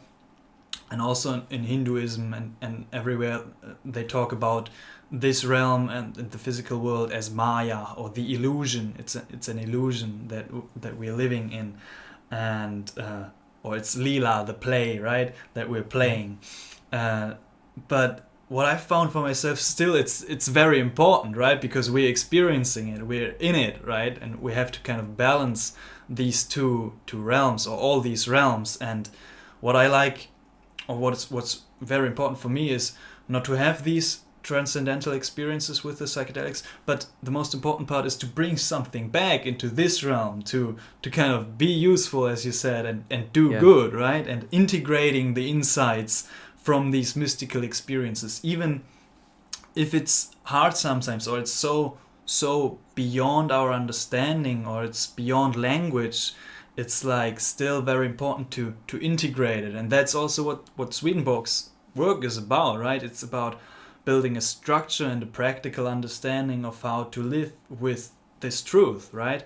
So are there like principles to do that Swedenborg talks about? Yeah, he's very principles focused, and I think I like the point you're making about even though it's true that the non-physical stuff is more real than the physical stuff. He stated that the spiritual side of things is the more real and more vivid side of things. It's kind of like the physical stuff is like the skin, and then the spiritual stuff is the muscles and the DNA and everything that's in there. But you're going to be in trouble if you don't have skin. You still got to have it, right? It still is serving this important purpose. So absolutely being able to, even though the life that we're in right now is a lot less fun and expansive than this spiritual life, we're doing something incredibly important here. It's only within this environment that we can form our spirits. It's like the right stable environment for it. So, and you form your spirit by following principles. So to Swedenborg, let's see, really the main thing we need to do is, he had a process that was called repentance, reformation, and regeneration. So repentance is doing self-examination once in a while. So not even that often, but on occasion, just take stock of what do I like doing, and what kind of things have I been doing, and look in there and say, is there anything that I am doing that I'm doing because I enjoy it that I think is actually not good? Like, I don't think that's right. I don't think that's in line with whatever I believe is the spiritual path or the right path. And then not just saying, oh yeah, I've got so many issues, but actually looking at one thing and saying, all right, I'm going to try not to do this anymore. And then I'm not going to try not to do this because some religion told me to, or I'll get in trouble, but because I don't think it's the right thing to do. And once you identified it, asking the divine for help. And then on occasion, when the urge to do that thing arises, don't do it. That is like the basic formula. And some people will try to, okay, I've got to go out and try to love people and do things, but actually starting there with not doing what's harmful is the process to getting there. Because there's all kinds of stories of people who did all sorts of good things, but secretly they had all these scandals because they were doing these terrible things at the same time. So you've really got to take care of that. Once you stop your attachment to some destructive kind of love, that clears up the space for God to then put a positive kind of love in there. I was saying before that different kinds of loves are like different animals, and Swedenborg would compare predatory sorts of love to like actual predatory animals. So you can't have, some little sheep living in the same place where there's a lion. So inside yourself, if you're taming those things, that creates the space for the good affections, the more fragile good loves to live and thrive. So the principles, so that's the process. The actual principles, well, he says that there's like a spiritual meaning inside each one of the 10 commandments. So, like don't kill, don't steal.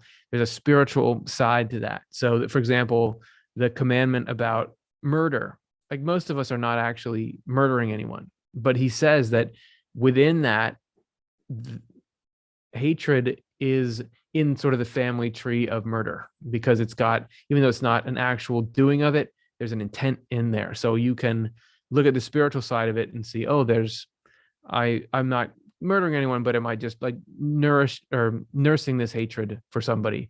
I need to not do that. He talks about like there's 2 commandments in the 10 commandments about coveting, like don't covet your neighbor's house. That's not actually, sure, it's not good to be jealous of what people are doing, but it's correspondential. So the house is a symbol of the mind. For example, if you have a dream and it's about a house and you're in some attic, it's usually about something to do with the state of your mind.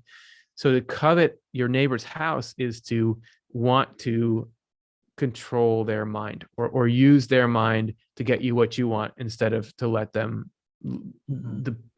have their mind in the state which is supposed to be, which is to lead them on their own spiritual path. So to covet the neighbor, if you are thinking, well, I'm going to manipulate this person so that they do what I want, right? That's using their house for your ends. Or if you say, I just want this person to think I'm the greatest thing in the world, who cares if that leads them, if that makes them feel good or bad, I just want their adoration. That's like, I'm coveting the state of their house to be revolving around me. So you can look in, there are more and more subtle and spiritual ways you can look at those things. And there's a million, there's so many principles. There's like all this stuff about that, what it's like, what the angelic mindset is like. So one thing that the angelic mindset says is, I don't know what I need. So a lot of our angst in life is, am I getting the right stuff? Are things turning out right for me? But that's only true if you believe ultimately that you're the one that knows how things need to go. The opposite of that is the trust and divine providence is going to give you what you need. And so I'll use that as a little mantra to myself when I'm getting attacked by worries about something. If I say, well, you're getting me worried that I'm not getting this thing, but I don't even know if I need that thing. That's actually above my pay grade. Talk to God if you want to say Curtis isn't getting what he needs, right? There's divine providence is in every detail. There is looking for the good, assuming good is coming out of people's motives. He says that it's actually angelic to focus on and look for what's good in every person, and that's actually the part you should be working towards. It doesn't mean you like excuse bad behavior, but just knowing that the good part of someone is the part you're trying to coax out or help or do, and also not blaming people for their evil or giving them credit for their goodness. Just knowing if evil's coming through them, it's because hell's got a hold of them. If goodness is coming through them, that's God's. So it's no longer obsession with, well, who's better or worse than someone else. You're just trying to get good work to be done. There's a couple, I could go on forever about him, but he has, there's a ton of principles, and I almost cycling through which one is the most useful for me at the time, because there's so many good ones. Yeah, thank you. They were very practical principles. I love these practical principles, and a lot of what you talked about is part of my spiritual practice. For example, like this trust in the way, and that trusting that God knows our way is part of this. Or one practice of mine is interpreting everything in the most beneficial sense. So seeing the world and understanding it, that it's everything that happens is most beneficial to me, because it's like otherwise it wouldn't happen. It's just yeah exactly. And one thing I was thinking about lately is, or for a long time now, is I would define selflessness as good, like or put those two in a category, that kind of the more selfless I am, the more God's love can flow through me, and I can be in selfless service to all with my purpose. But also there's this kind of necessary selfishness. So I cannot get rid of all my selfishness, because then I would not survive, right? Because there's this necessary selfishness for survival, and like balancing those two of desiring, or this deep desire to be absolutely selfless, to just let God work through me, and this necessary selfishness for survival. And there's this one verse in the Bible that comes to mind. I don't know the words exactly, but I'm paraphrasing. Like where God says, like, why don't you worry about all your material things, like where if you're wearing clothes, or if you have money or whatever, like look at the birds, I've provided for them, look at the trees, look at everything is thriving. Why are you doubting my ability to provide for you, right? And this is this internal struggle of like wanting to control, taking care of my survival, and wanting to selflessly serve all. You want to know what Swedenborg says about that? Yeah, for sure. Okay, so it's all about what's the ultimate goal. So the ultimate goal, the overall goal, should be selfless. Like it is ultimately what we're wanting to do is be a part of God's plan to make everyone happy. That's the only goal that's really worth doing. Exactly. Because I could get really happy and have my life going really well, and that might feel good, but that's just because I'm not really aware of everyone else who's suffering. Right? Because you can't. How would you really be happy realizing that somebody's going through something terrible right now? So the only real goal that's worth it is like, let's get everybody to be happy. But if I even to come on this show, what we're trying to do on this show is lead toward that, right? I mean, this interview right now, we're both saying things that we believe are going to be helpful to people who are watching this and are going to somehow improve their lives. But if I didn't take the time, like if I didn't eat today, I would not be able to speak very well. Exactly. if I didn't take any time to learn things, or like try to do my hair, people would tune in and be like, "What's this dirty, weird guy on here? I'm not going to watch," and then they might leave. So if the ultimate goal is selflessness, actually use it. You're an important tool in that selflessness. So there's nothing wrong with providing for yourself and others and the people that are dependent on you. It's just, why are you doing it? Why if I'm trying to learn, is it so that when I come on this interview, I can sound really knowledgeable and have people think I'm so great? Or is it so that I really want to deliver helpful information? So if ultimately the overall goal is let's do good things and take care of yourself. I've been doing that with myself. Like I'm in this phase of, okay, I've got this complex thing where I'm trying to get these ideas out in a way that people are going to understand and they're going to help. So I really take time to think about, how do I give myself the most solid platform to do that from? There's this thing that if I like this video game and I want to buy it, I'll do that because that's going to give me relaxation, and it's ultimately going to get it so that I'm more primed and ready to help when I need to. And you got to monitor it, because you don't want to fall into I'm being wasteful or self-serving or something. But I do think that if somebody else was in charge of you, they could easily say, well, hey, look, you're doing this good job. You're trying to help all these people. You need to take care of yourself enough so that you'll be useful to that. Is it ultimately about use or about self? So it is always this balance and this like sort of paradox, but I think you're onto something that you can't, if you're totally selfless, you're going to be able to do less good, because like Swedenborg talked about the love of power, of having power. There's that in a negative sense, which is the love of controlling people, but there's a positive love of power, which is knowing I'll be able to do more and reach more people and do more good the more I have influence, or the more that I'm skilled at something, or the more that I've learned and done something. So definitely when I go to see the doctor, I'm really glad that they took all that time to learn all that stuff. And that's fine if they're making money. I hope that they just went on a really good vacation so that they're not stressed and they're focused and they're clear, so that they can not cut the wrong tube in me when they're doing surgery or something like that. So yeah, it's a great, I don't know. I'm still always figuring out how to live into it, but I do think it's a good point you bring up, that it's like, yeah, I want to be here for God, but how do I be here in the most effective way? Exactly. Yeah, that's what I'm figuring out too, right? Because it's a good point that you make, and I kind of connect the dots right now, or remember what I've learned before, is that, for example, to fulfill my life purpose that I've created for myself, this long-term vision, I want to, with this work, like be able to provide for myself, and I'm not able to do that now, so I got to work in that 9 to 5 job to survive, and that's okay to do that, and it's kind of selfish in a way that I want to build this up to provide for myself, but also it's in the highest sense it's selfless, because I just want to spread the message more, right?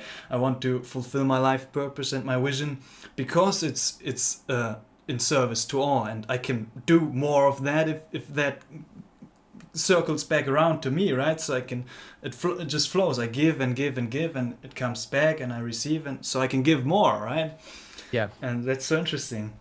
Does Swedenborg talk about purpose or vision? Like, did he had a long-term vision for himself and his journey, or like after? I mean, he was 50 when he started to have these experiences, so he lived his life, right? But did he have like a vision, or was he just like experiencing it day to day and going about it one day at a time? I don't know for sure. It seems that he, just thinking about when he started to publish his spiritual books, he had a sense that he had a particular important mission of conveying that knowledge, and that this was something in particular that God was getting him to do. How he did that, it seemed to change. So he had, initially he released this whole depending on whether it's in Latin or in English. In English, I think the new translation is going to be 15-volume set that is translated Secrets of Heaven, which is where he was going through the beginning of the Bible and telling you the spiritual meaning of each part of it. And he went up through Genesis and Exodus there. And it seemed like maybe he was going to go through the whole Bible, but nobody was buying those books. And he wasn't like, he didn't have to really wrestle with, do I make money off this or not? Because he already had money. He was in the Swedish nobility. He could afford to do this and not have to get paid for it. So he was letting the printers keep any money from book sales. So he didn't have, but he couldn't have been making those if he didn't have money in the first place. So he didn't have to cross the bridge that we're crossing. But nobody was buying those books. So only a few people. So he then released his book, Heaven and Hell, because people were interested in his spiritual experiences. And in there, he had tons of footnotes, like pointing back to Secrets of Heaven. Like, okay, you like this, but go read that. So it seemed like he had a strategy there. And then throughout, I've been, there's a colleague of mine who's been doing a lot of research into Swedenborg's methods and things. And she showed me like all the times when he pivoted strategies and how he was doing it and who he was sending things to. So it seemed like he had there was this goal, and he knew it was the right goal, but he was having to change how he went after it. I don't think that he would say it's essential to have a vision like that, because he'll talk about being being content with the dispensations of providence. And he'll say that in people who are in this stream of providence, which is, he calls being in the stream of providence, the state when you really trust that actually it's the, how did you put it, the best interpretation of life, that really everything that's happening is happening for you and for everyone else for the best outcome, because that's, he says that is what God's doing, even though it's having to take all these difficult at times routes because of there's so much negativity in the human race. We're trying to get around that. Ultimately, everything that's happening is for the best in the end. Like God is going to bring good out of all that. So when you believe that and you love that and trust that, you're in what Swedenborg would call the stream of providence. And he said, he has this quote where he's talking about people who are in that stream of providence. He says, if they are raised to riches and honors, they don't consider themselves greater than other people.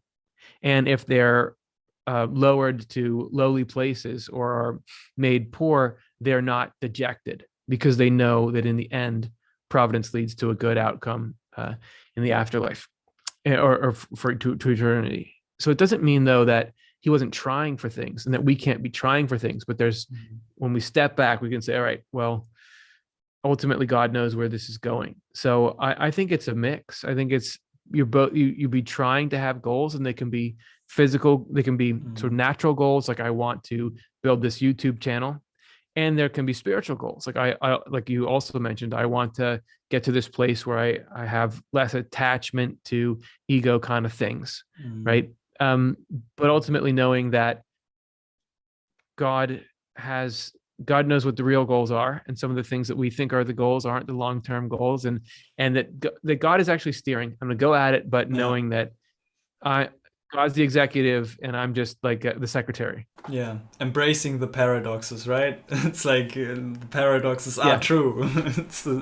it's funny. So like one last thing before we can wrap things up a little. Sorry, I just want to say, like, paradox that's really easy to understand. Paradoxes there's always paradoxes going on, or these weird sort of it's me but it's not me in your own body. There's parts of it that you're in control of, pretty simple parts of it. Like, for example, if I say I want to lose weight, okay, I'll eat less, right? But the actual process of my body breaking down fat and metabolizing it, I don't control that at all, and I wouldn't know how to. Right.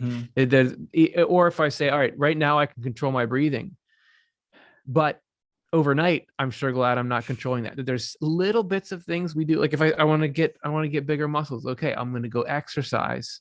Sure, I can like pull something or lift something heavy, but the process of the muscle cells growing and multiplying and I don't do any of that. I don't know. So it's like I'm participating, but I better not believe that I'm really the one doing it. There's just greater force. Sorry, I cut you off, but I'm like, there's like paradoxes are everywhere. Yeah, exactly.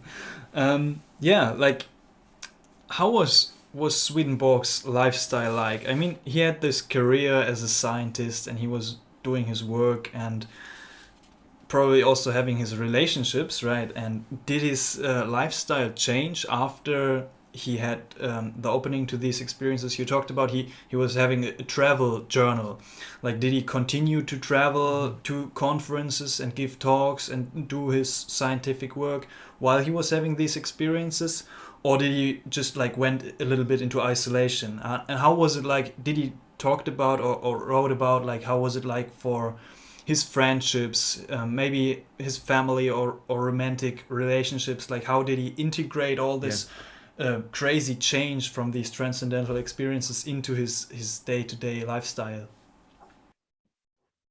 Yeah, so Swedenborg lived a pretty simple life, and I'm not an expert on how he was before his spiritual transition, but I know afterwards he did have a property in Stockholm, and he was really into gardening.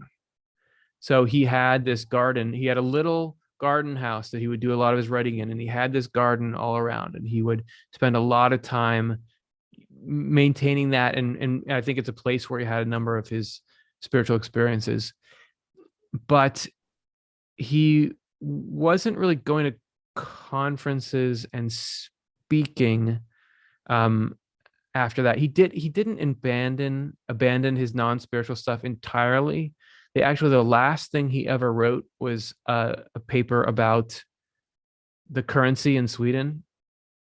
So because he was still trying to improve the Swedish economy, to him, sure, you can know all this spiritual stuff, but the physical still matters. That our life here, because it's like the physical world is like the feet, and the spiritual world is like the body. If your feet don't work, the spiritual world won't work either. He says that there's actually a mutual interdependence, that angels can't live without us and we can't live without them. So he didn't abandon that entirely. He definitely scaled way back from it. He was probably a workaholic. I mean, he was all the time working on these things. He didn't have he never married. He had some romantic relationships earlier. There's some reports that there was a woman who he wanted to marry, but she wasn't interested or something. But he ended up a bachelor, and it's not because he thought that was spiritually ideal. He actually wrote extensively about how there are these soulmate partnerships that actually are the greatest expression of human love, and this can be the essence of heaven, is growing closer and closer to this one person. So to him, that was very spiritual. It just so happened Providence didn't have that in the cards for his life here, and he didn't seem very perturbed by that. He says that if everyone who longs for a soulmate, if they don't get it in this life, they'll get it in the next life. So he was really in a position where he could just work and work.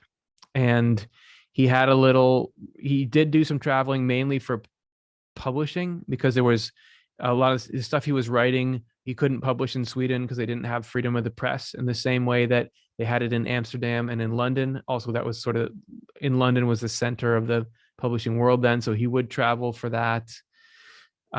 He would still socialize, and he would go to parties when he was asked to, and he was friendly and outgoing. He was well liked by the kids in his neighborhood. So he was, and he says a couple of times, even though I've now been in conversation with these spirits and angels, my acquaintances couldn't tell the difference. That they didn't really realize. Now it certainly, there's a lot of people who came to understand eventually that he was having these experiences and publishing these books. Initially, he had actually been releasing them anonymously, but then it came out, and some people turned on him and attacked him and made fun of him. Other people really rallied around him and thought, this is amazing what you're doing. So it started to change things then, but I think he became friendlier, but he didn't try to withdraw from society, and he didn't drastically change. I think that the person that he was a good foundation, even though he said he totally had changed in his motives and his beliefs about life, but he didn't become somebody that people couldn't understand or couldn't connect with. Yeah, right. It's like internally you change a lot. Like when people ask me what have you been doing in the last couple of years, it seems like nothing changed. I'm like, it changed a lot. I did a lot, but internally I moved universes, right? Yeah. And externally, I'm still doing the stuff I'm doing, right? But internally, I'm experiencing it in a different way. So yeah, thank you so much. I really enjoyed this conversation. Thank you for that. I'm really thriving from it, understanding, making connections, and it's really interesting to hear about your story and Swedenborg. Would you like to tell people where can people find you? Sure. Easiest, if you just type Swedenborg in on YouTube, we're the only ones doing videos about him. So it will come up. If you want to go in particular to youtube.com/offtheLeftEye, that's where you can find us. We have more than 1,000 videos of explaining Swedenborg's experiences in theology and the world as he saw it. And there's on basically any topic you can think of, we've got a video on it. So check us out there. Nice. links will be in the video description. And if I would want to start to study Swedenborg, like where can I start? Besides, of course, your YouTube channel, because I started to read Heaven and Hell, and I think some of his works are very dense and heavy to read, and sometimes even I took my time to read it and to process what he's writing about. So do you have like any specific book from his hundreds of books that is like more digestible? Heaven and Hell is one of the more digestible ones. I mean, yeah, that's part of why there needs to be my channel. Yeah, is because it can be very dense. I mean, the Swedenborg Foundation has tried to. We produced a little volume called Our Life After Death, which is just one little section of Heaven and Hell and translated really clearly. But I do think it's just the nature of his material that there's a lot in it, and a lot of people do start with Heaven and Hell. We if you go to our channel, there's a video there that's in the featured playlist. It's called "Who Was Swedenborg," and there we give like 5 different starting points based on what you're interested in.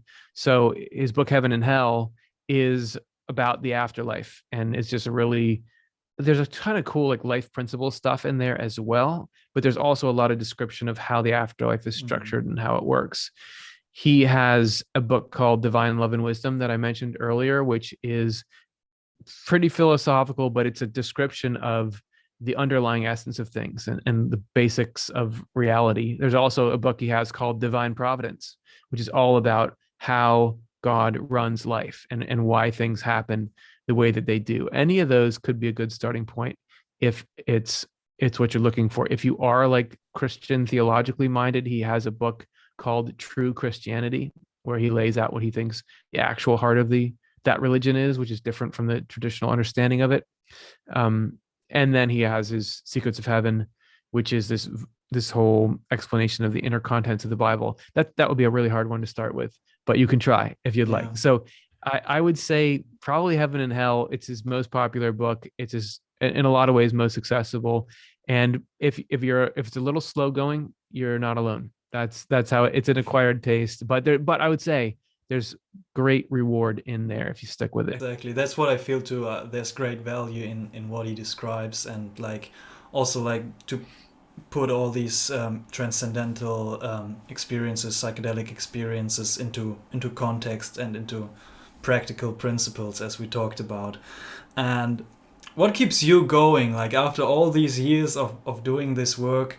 What keeps your passion alive on a day-to-day basis? I think it's got the answers people are looking for. I think everybody is at large. Overall, the world is struggling and people are hurting and they're looking for things. And I think it's in there. I think that he's got a lot of these answers that we need, and people can take the concepts they find in there and do amazing things with it. And I see it happening when, as I said before, people will get into the comment section and talk exactly about how it's improved and changed their life. And I'm amazed because I feel like, oh, we tried to make this video. I don't know if we explained this clearly or not, but then someone will say in the comments, oh, this changed my life. This solved this problem for me. So I just feel like I can't stop because it continues to be the way that I structure my own life. It continues to be useful for me. It's not like, well, I had a problem before and then I got over it with Swedenborg. Like life is still a challenge, and it's still Swedenborg's writings that allow me to navigate it. So it's very relevant to me, and being on the internet and seeing people affected by it, it just, well, I can't stop now because they need it. So I think there's every reason in the world to continue. And I have like a great team of people that I'm working with. The Swedenborg Foundation, as I said, is a not-for-profit, and it's been around for a while. And so we've got a lot of other passionate people who make it happen. So I'm gonna keep doing it forever. That's beautiful. Do you have one last message that you feel like you want to share that is of great value to the ones who are listening? Yeah, well, everything's gonna be all right. Everything's gonna be fine. this is something that you've already said on this channel, I'm sure, and you mentioned it in this conversation, but it bears repeating, which is that there's a plan. Life seems like it's chaos, and it seems like nothing is being curated, but ultimately it's under control. That good is going to be brought out of everything that's difficult, that all the experiences in your life are going to be the things that make you who you are, and that the things are getting better, even if it doesn't always seem like it day to day. So there's times when that becomes very clear to me. You often can't see it in the present, but if you look toward the past and just see the way that your life took you, often you can start to pick out these little images of the divine providence, and just knowing that every little bit of you is known and every little bit of you is cared for, and there's a plan for it all. That can be the greatest thing to hold when life gets dark. So hoping that everybody can feel that as a reality. Beautiful. Thank you very much for being on the show. Thank you for this conversation, and have a beautiful day. Absolutely. Thanks for having me. Great to get to hear some of your story too. Okay, thanks for watching the whole conversation till the very end. Really grateful for that. I hope you took some valuable insights out of it. I for sure did, because it was a really great and enjoyable conversation. And make sure to check out the channel from Curtis, Off the Left Eye, and the Swedenborg Foundation. Write down in the comments, what do you think about Swedenborg and his philosophy? And make sure to subscribe to this channel if you want to follow my journey of psychedelic actualization, of working with psychedelics to achieve these transcendental and mystical states, and to integrate them to live a more authentic and fulfilling life, and to understand truth and align ourselves more with the love of God. So thank you very much, and I will see you in the next one.